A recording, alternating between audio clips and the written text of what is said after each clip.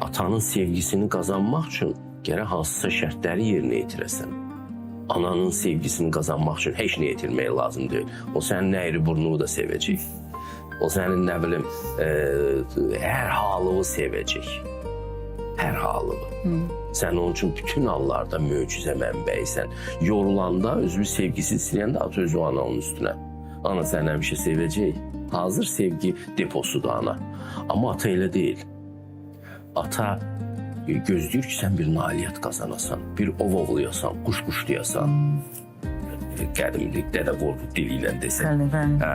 Yəni bir nailiyyətin olsun sənin. Ona görə atalarla evladların münasibətləri daha yaralı olur. Ata ağır missiya daşıyır. İndi bu ağır missiya daşıyan adamın missiyasını məhv elədilər.